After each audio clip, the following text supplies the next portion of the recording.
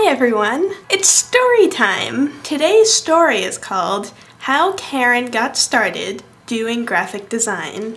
Okay, I won't do that voice for the whole video. I've never really given the whole story of how I got started in art, and I'm not going to here, because most of it happened online, and I don't want you to be able to go into archives and find things that I was posting when I was 13 and be able to connect them to things that I'm doing now. I mean, if you can find them, good for you. You are an excellent stalker, but please don't, because that would be weird. It all started in 2003 when I learned to use Photoshop. I found this online forum that was kind of art/celebrity based, where you'd make all these things in Photoshop and post them. There would be these contests where you would get a topic and then everyone had to make a wallpaper or something, and then the person who started the contest would choose the winner. Or you could make signatures that you could give away for people to use in their signature thing on the forum, or you could have a request thread where people would ask you to make things for them. In a way, it was kind of a microcosm of the graphic design industry. If you were talented and you put your work out there, then you became well known and you would get a lot of requests. When new photos came out and everyone wanted a signature that used the new photos,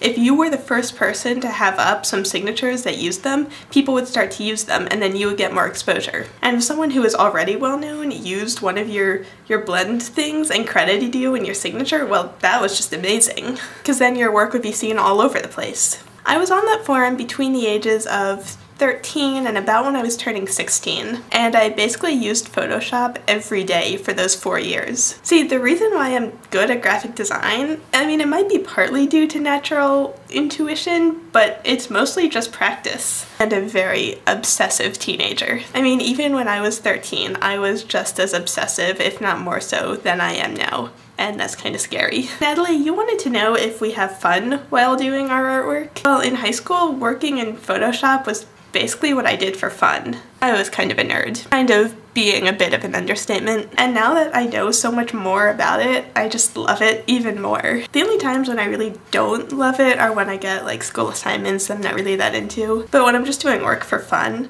when I have time to just do work for fun, that's just what I do for fun. And I do take commissions and I get paid for them. And it's not that doing paid commissions isn't as much fun, it's just that there's so much more pressure to make it good. And I always hate all the work that I did about a year ago, and I always feel bad for charging people money, because I look back on it and I'm like, I wouldn't have paid money for that, but whatever, I guess people like it.